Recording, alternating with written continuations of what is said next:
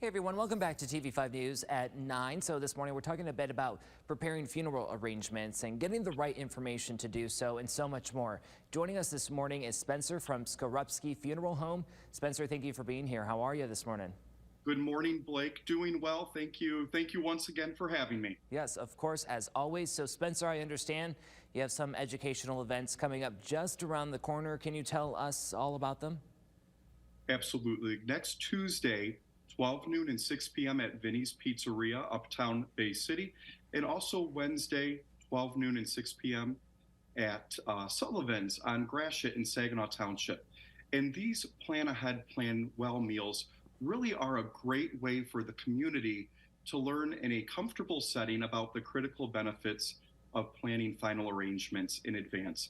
There's a whole lot of topics that we cover, and it's really just a great, comfortable way to learn about planning for the inevitable. Yeah, I like that you use that word comfortable because I know talking about something like this can be uncomfortable for many of us. So Spencer, trends change, of course, with everything in life, I suppose with death as well. So what kind of trends or new trends are you seeing with funerals lately?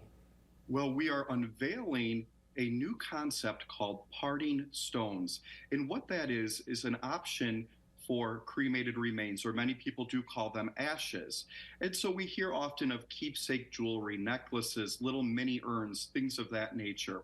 But what this parting stone option is an opportunity to make the cremated remains, the ashes, if you will, into earth-like stones. And so it's really a rather neat concept. The nice thing about this concept as well is should the family change their mind down the road, those stones can be made back into that fine particle-like material that the family originally would have received after the cremation process. Wow, that's almost crazy to hear. That's awesome that you guys are offering that. If someone is planning ahead, how can they make sure that their wishes are followed? Well, I think the first way, Blake, to make sure that a person's wishes are to be followed is to make sure there's clear and open conversations with your family, making sure that everyone is all on the same page. For example, my grandma, she was a stubborn old lady. I'm sure some other people can relate. However, she said, when I die, I want to go right to the crematory. That's it. But her children, she had 3 children left and a few grandchildren. So the children said, that's not quite what we need. We need to have a little bit of visiting. And so the family chose to honor her wish of being cremated, but also chose to have something simple in the same day. So it's really important to make sure that your family is all on the same page, because after all, the final arrangements, while they're about you, they're not for you. They are for the living that is left behind. So a way to, if that doesn't work, a way to make sure wishes can be followed is properly executing the funeral representative form. And what this would be great for is a situation, let's say there are 2 siblings and they don't get along and they can't agree on anything. Well, in the state of Michigan, if there isn't a spouse, the next of kin would be the majority of the next of kin would be responsible for the arrangements. And if there's 2 children only and they're deadlocked, if you will, then there could be some problems. And so that's when that representative form would be beneficial to make sure that the deceased wishes are being followed.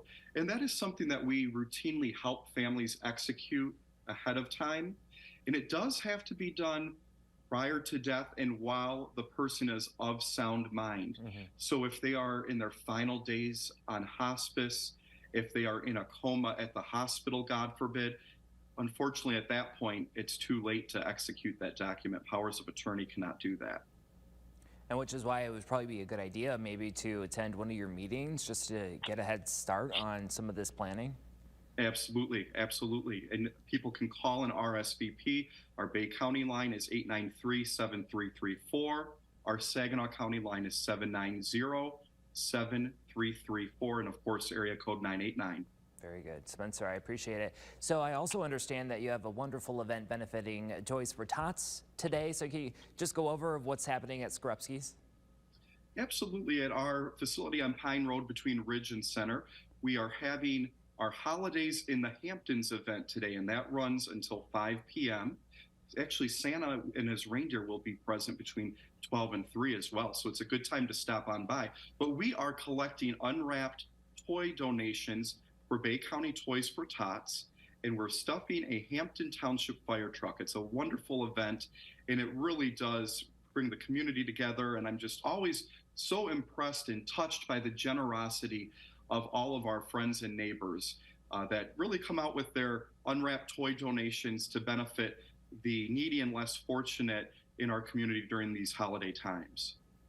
And I think we live in a truly caring community, Spencer. Thank you for all of this information. Is there anything else that you would like our viewers to know before we go? Blake, I will just add that sometimes people aren't comfortable coming to the group setting, so we're always available for private appointments as well.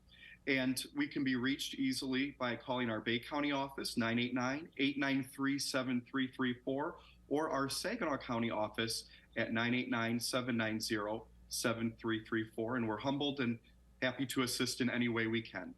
All right, sounds good. Spencer, thank you for your time this morning. Thank you, Blake. Take care. You too. Have a happy Thanksgiving as well. You as well. Bye for now. All right, I appreciate it. And you can find more information in the hot links section on our website, WNEM.com.